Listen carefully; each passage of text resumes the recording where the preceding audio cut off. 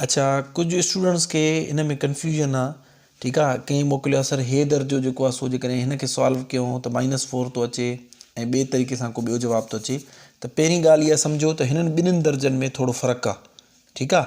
हिन में तव्हां 4 ॾिसंदो, 4 जेको आहे हिननि ॿिन्हिनि टर्म्स जे हेठों आहे, यानी 2x जे हेठों बि आहे, 8 जे हेठों बि। इन जो मतिलबु आहे 4 हिननि ॿिन्हिनि सां वंड थिए थो। हिन में तव्हां ॾिसंदो त 4 सिर्फ़ु 2x सां वंड में आहे, हिन सां हिन जो वास्तो न आहे। इन्हनि ॿिन्हिनि में थोरो फ़र्क़ु आहे, ठीकु आहे। हाणे जेको दर्जो हुयो, जेको मां सम्झाया, जेको मां एक्सप्लेन कयो तव्हांखे, उन में ग़लती सां शायदि दर्जो हिन तरीक़े सां लिखिजी वियो, पर एक्चुअली हे 4 हिननि ॿिन्हिनि जे हेठों आहे। पोइ इन तरीक़े सां थींदो, हे 4 हेॾे वञी ज़रब थी वेंदो। अच्छा, हाणे कुझु स्टूडेंट जेको आहे क्वेश्चन कनि था त सर जीअं बोर्ड मास में हूंदो आहे त पहिरियों असांखे डिवीजन छॾाइणी पवंदी आहे, जेकॾहिं ब्रैकेट न हुजे त पोइ ज़रब, पोइ जोड़, पोइ कट छॾाइणी पवंदी आहे, ठीकु आहे। त हिन में असां छा छॾाईंदासीं? हाणे हिन में तव्हां यादि रखो, सभिनि खां पहिरियों तव्हां छॾाईंदा वंड, साॻियो तरीक़ो आहे हिन में। सिर्फ़ु ज़रब खे स्किप कंदा उन खां पोइ जोड़ ऐं कट छॾाईंदा, ठीकु आहे। ऐं ज़रब जेको आहे सो आख़िर में छॾाईंदा। हिन में इहो तरीक़ेकार हूंदो आहे, यानी जॾहिं बि तव्हांखे वंड में मिलंदो त पहिरियों वंड वारो दर्जो होॾे खणी वेंदो, उन खां पोइ वरी ज़रब वारो न खणी वेंदो, बल्कि प्लस ऐं माइनस वारा होॾे खणी वेंदो, पोइ जेको ज़रब वारो हुयो उहो आख़िर में। इहो रूल यादि रखो। अच्छा, ॿियो इहो त हे 4 पहिरियों होॾे छो था खणी वञूं, त इहो मां तव्हांखे सम्झाईंदो हलां। मिसाल हीअं आहे न, 2x + 4 - 5/3।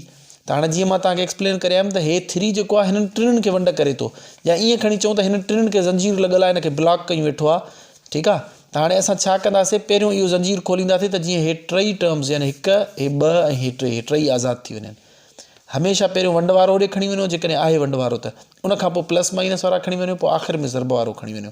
ज़रब वारो आख़िर में इन करे जेको हे 2 आहे, इहो ईअं सम्झो खणी, तव्हांजी अंडरस्टैंडिंग जे लाइ, इहो x सां लॉक थियल आहे, इहो सभिनि खां आख़िर में खुलंदो, ठीकु आहे। त पोइ इनखे जेको आहे सो 2 खे आख़िर में खणी वेंदासीं। हाणे जेकॾहिं हे सुवालु हुयो 2x + 8/4 = 6, इहो तव्हांखे कल्ह मां एक्सप्लेन कयो त 2x + 8 साॻियो लिखंदासीं, हे 4 होॾे वेंदो, 6 सां वञी करे ज़रब थींदो, ठीकु आहे। 2x + 8 साॻियो लिखी ॾींदासीं, हेॾो अची वेंदो 24। उन खां पोइ वरी छा थींदो, जो हे +8 होॾे खणी वेंदासीं। जीअं मां तव्हांखे चयुमि त वंड खां पोइ जोड़ ऐं कट छॾाइबी आहे। 2x = 24 - 8, हे 2x = हे वेंदो 16 बचंदो। हाणे आख़िर में, छो जो हे x सां लॉक थियल आहे, आख़िरी बचियो आहे, हाणे असां हिनखे खणी वेंदासीं 16/2, x = 8 अची वेंदो, हे आंसर आहे।